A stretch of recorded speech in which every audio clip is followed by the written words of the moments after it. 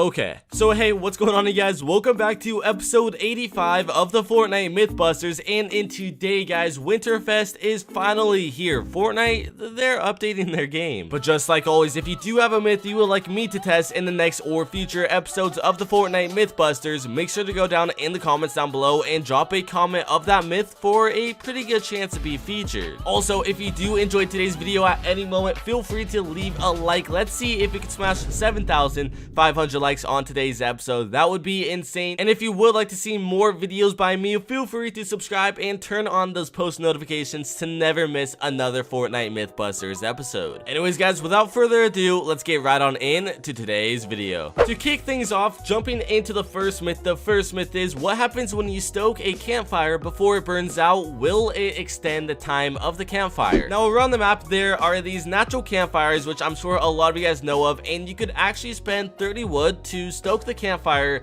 and it basically makes you heal a lot quicker. I think it goes from like 2 HP per second to like 4 or something. It's honestly pretty overpowered, especially when the zone is coming and you gotta heal pretty quick. The normal life of a campfire is about 25 to 30 seconds. I did a timer. I put a timer up on screen so we could get it exact, but when I did stoke the campfire right after, the lifespan of the campfire didn't last much longer than normal. In fact, when I stoked the campfire about halfway through, then I also tried it at the very end, it was basically the exact same time as a regular campfire. So this is good to know for if you're ever like running from zone and you gotta heal up quick. You will not survive longer just by stoking the campfire.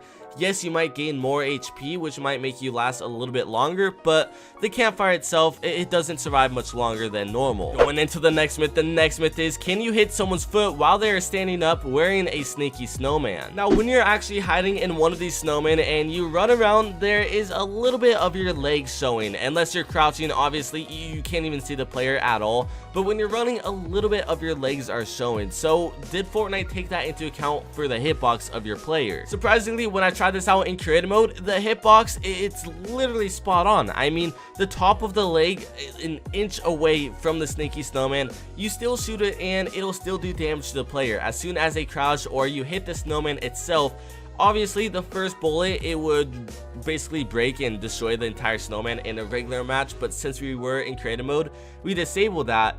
You won't take any damage if it hits a snowman at first. What you see on screen here is not what will happen in a real game. Obviously, if you hit the legs, it will still do damage to the legs, but if you hit the snowman once, it'll break the snowman. You don't have to shoot it like a million times for it to break, which is good. It is pretty good to know. Otherwise, these snowmen would be pretty overpowered. Going into the next myth, and another highly requested myth. This myth is, if you're falling from max height or even a high build limit as a snowman and you quit hiding right before hitting the ground, will you take any fall damage? Now, this is actually very good to know, because in air, if you quit hiding, it'll actually push you out of the snowman, and maybe that'll entirely cancel out your fall. But this didn't really work on the quad crusher back in the day. I mean, you'll launch across the map and not hit the ground first and jump out of the quad crusher, and you would die to fall damage. So is it the exact same thing with the sneaky snowman? After trying this a couple times, surprisingly, even if you are falling from max build height or even halfway up to max build height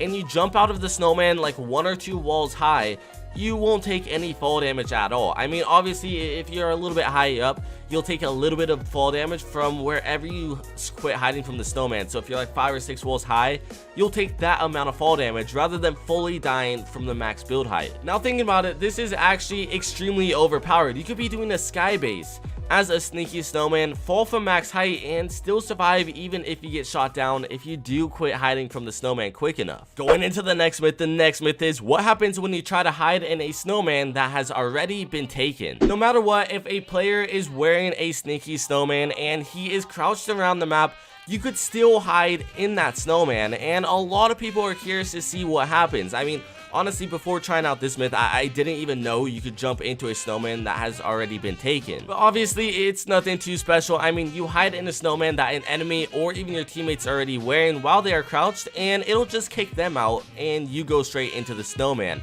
But the thing to know is that you can't hide in a snowman if they're standing up. Only if they're crouched, you don't see their legs, then you could then hide in it. I'm gonna be honest, I really don't know why Epic decided to add anything regarding this. Like, it really doesn't make sense that it'll kick someone out of their own snowman if they're crouched. Like, I don't really see the physics behind that. Going into the next myth is what happens if you add a banned account. Now, literally every single reply on this myth regarded FaZe Jarvis. I mean, everybody was talking about FaZe Jarvis, wanted me to try and add him. So when I did add him, it showed a little bit of an error. So I went to the Epic Games launcher itself, tried to add him from there, and it was a typical error that he was getting too many friend requests, which makes sense. I mean, the kid has millions of followers, Fortnite based. I then took it to YouTube and tried to find a video of someone showcasing them getting banned on Fortnite that was posted within like the last day or week or whatever, and I came across this video from a user. It shows that he's banned for like a month or something.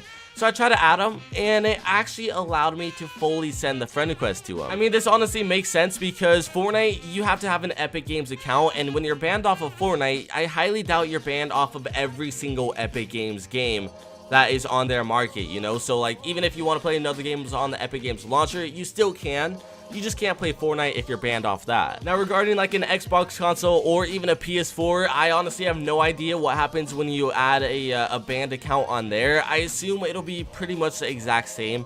Just when you're banned, you can't play Fortnite, and that's really it. Going into the next myth is what happens when someone is shot from a cannon and a harpoon gun or even a fishing rod pulls them while they are in the air. We used to do so many myths regarding the cannon, and I'm pretty sad it's not in the game. I mean, maybe it'll come back one day, that would be sick, but I still had to test this one out. It actually took a whole ton of attempts, and even sometimes I pulled the cannon itself with my harpoon gun rather than the player, and it did a little bit of damage to the I guess the cannon, which is kind of obvious. I mean, the harpoon gun does damage to structures and even players. But after countless attempts, I was finally able to pull the player out of the air while he was in the cannonball form, and it pulls them back. I mean, it made a little bit of a weird explosion or something. I don't even know what that was.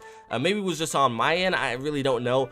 But all I know is that you no longer go in the cannonball form when you're unfortunately pulled by a harpoon gun. But let's be honest, the chances of this actually happening to you in game, if cannonballs were even still a thing, it would be unlikely. I mean, you're flying so fast. The harpoon gun is fast too, but like, I don't know, it would be an insane clip. Going into the next myth is, can you rocket ride a snowball from a snowman? This myth, I can't tell you how many people actually sent this to me. It was unreal. Everybody wanted me to test this out, and on the last episode, I was actually supposed to put this myth in, but I completely forgot. My apologies. Anyways, we know that you could rocket ride a regular rocket, you could rocket ride a mythical goldfish, a bandage bazooka, you name it. You could almost rocket ride basically anything.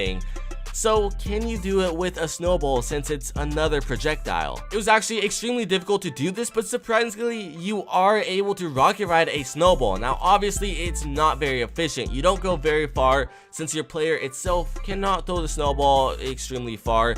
And when you do miss it, it kind of sucks because not only does it send your teammate or the enemy flying with the ice feet, it'll also send you flying. It'll destroy all of the structures around, and it kind of destroyed a little bit of my prison build. But it's still pretty cool to know that you could actually rocket ride one of these snowballs. I would definitely love to see, maybe you guys send me some clips of you hitting a trick shot on Twitter while rocket riding a snowball. I mean, that would be insane. I definitely maybe even retweet that if you do send me something with that. Going into the next myth is what happens when you throw coal at a campfire. Only for Christmas, there are these Christmas presents which are extremely rare to get. I haven't even found one in a regular game. And when you do throw one of these down, there's another percentage chance to get a piece of coal in the present, which nobody wants that. But don't worry, if you do even get a piece of coal, it comes with 5 separate pieces and they're not completely useless. At these campfires, if you throw it down on the campfire, it basically acts as if you stoke the campfire. You don't have to spend the wood. I did it with 0 wood, and it still kind of bumps up the speed of the healing a bit. Next time in game, I'm definitely gonna keep this in mind if I ever do find a piece of coal, because this definitely could save your life. Anyways, that's gonna wrap it up for today's episode. I hope you have enjoyed. If you have, make sure to leave a like, subscribe to the channel if you are new. If you do have a myth you would like me to test in the next or future episodes, make sure to go comment that down below. Follow me on Twitter and Instagram, and I will see you guys next time.